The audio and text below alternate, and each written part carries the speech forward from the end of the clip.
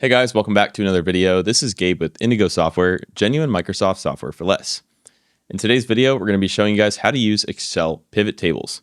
Pivot tables are a unique tool in Excel that allows you to manipulate data without having to manually input a bunch of formulas. This works well in specific circumstances, which we're going to dive into in this video. Before we get started with today's video, if you're interested in purchasing Microsoft Office, Windows 10, Windows 11, remote desktop licenses, or a wide variety of other Microsoft software at a great price, be sure to check out Indigo Software. We'll leave links down below. So without further ado, let's jump in.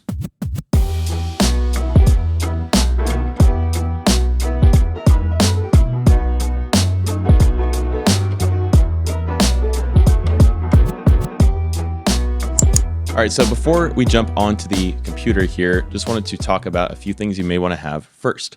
One is a data sheet that you're going to use to follow along with the tutorial. We will provide ours as a link in the description below in case you want to use that. If at any point you are confused during the tutorial, please just let us know in the comments below and we'll get back with you as soon as we can.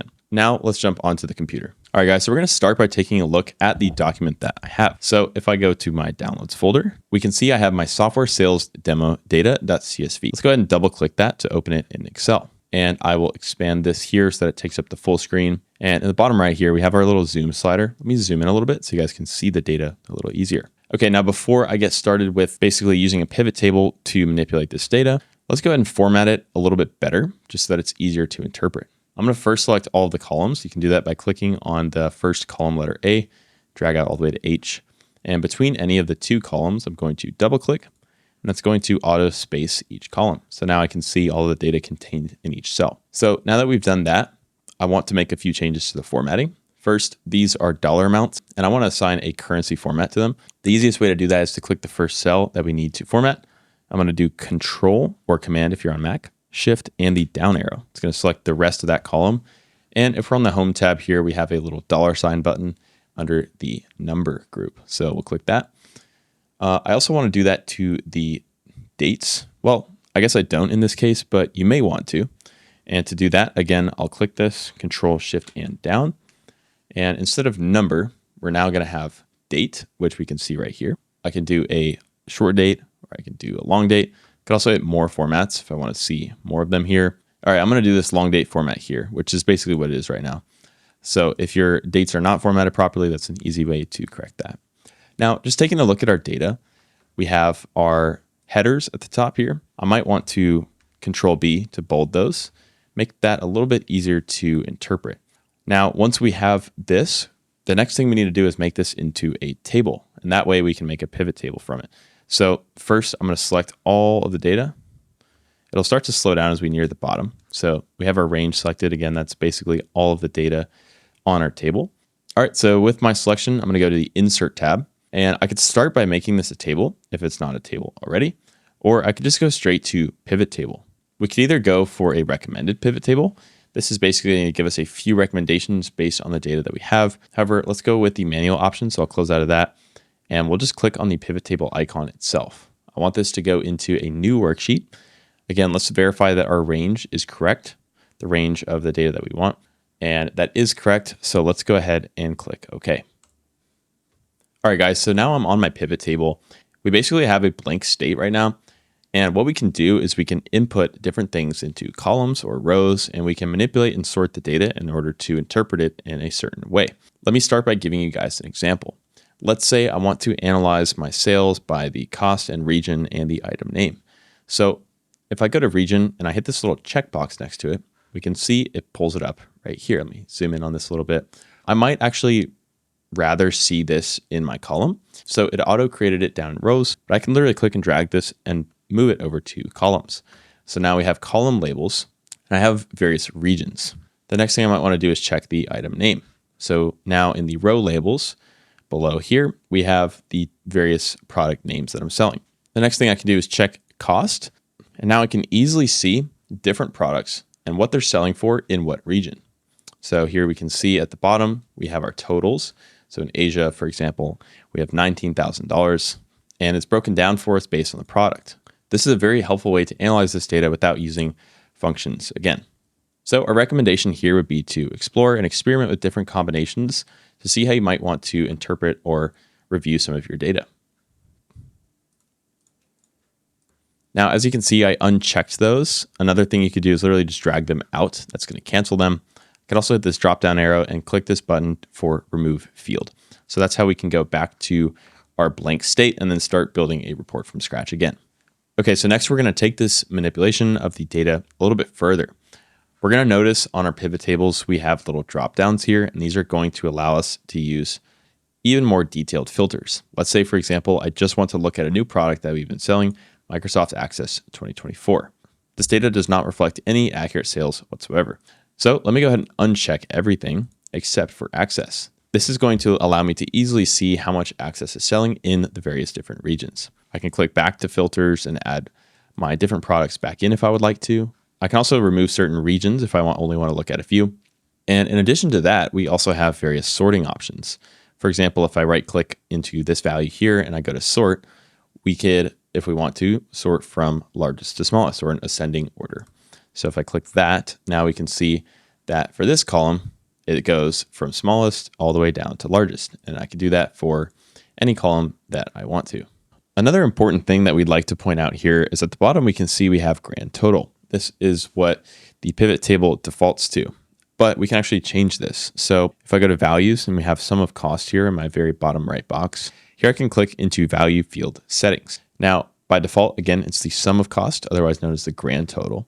I instead might want to know the average of cost. By changing that, now we're presented with the average here at the bottom instead. So let me go ahead and clear these filters. We can do that by hitting clear filter. And I don't believe I applied one here. Correct. Okay.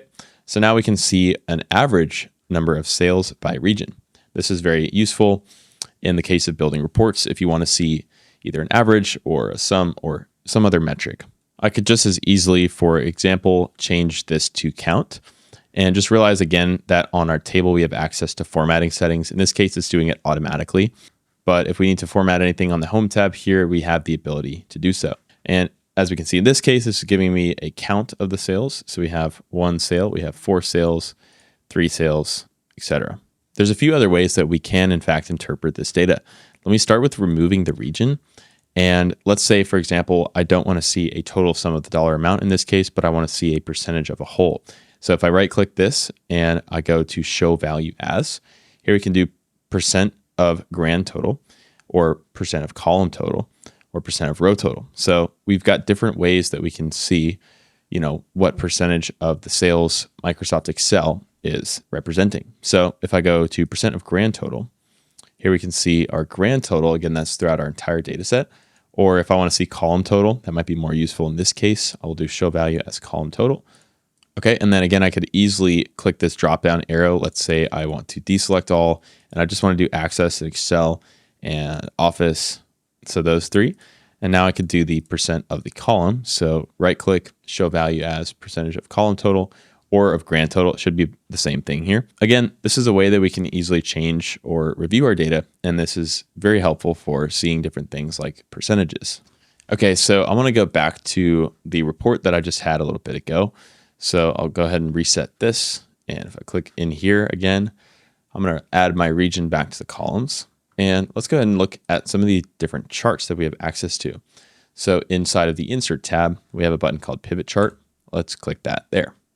Now we have a lot of options here right off the bat. A lot of the more common charts are going to be line charts, column charts, or pie charts, which we have access to here. And again, we have a little preview that if I hover the mouse over it, we can even see it in a bit more detail. There might be some different options that would work better depending on what kind of data you have. And I'm just going to look through until I see one that I think would represent this data well. In this case, I'm a fan of the clustered column. In the key on the right, we have color-coded regions. Then we have the values themselves reflected on the y-axis. And then on the x-axis, we have the different product names. So if I click OK, let's see what happens. Now, once I've created my chart, I still have access to various adjustments. Let me actually make this a little bit bigger, and I'm just going to drag it down so it's separate from my table.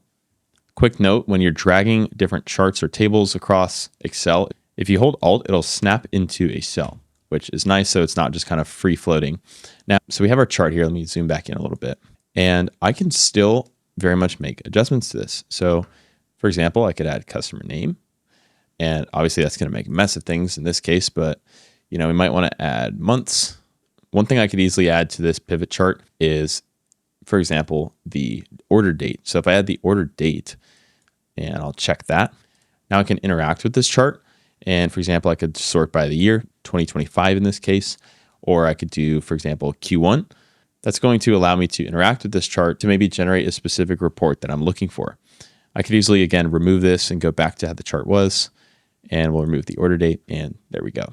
Now, in addition to what we've already covered on the chart, we can click on various elements of our chart and actually access different settings for those. For example, if I click this paintbrush, I could change the various styles of my chart, some of which may be better for what I'm looking for.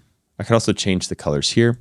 I can access some settings here by right-clicking on this and going all the way down to the bottom where it says Format Chart Area.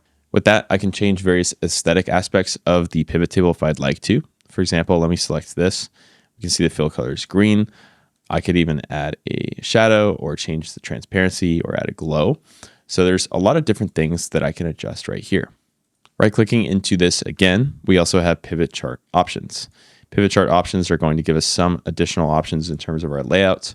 We also have filters, display, printing, and data. So we have, again, just a few settings that we can adjust in here. Now, if I want to adjust the fields again at some point, I can right-click on either my chart or my table and hit the show field list. That's going to bring us back to that option that we had earlier where we can select or deselect different fields to actually change and manipulate our data.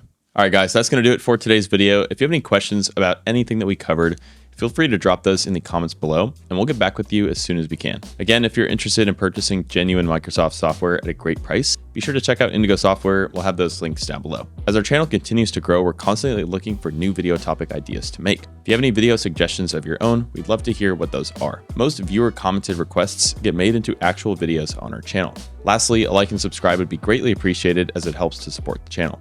Thanks again for watching. We'll see you guys in the next one.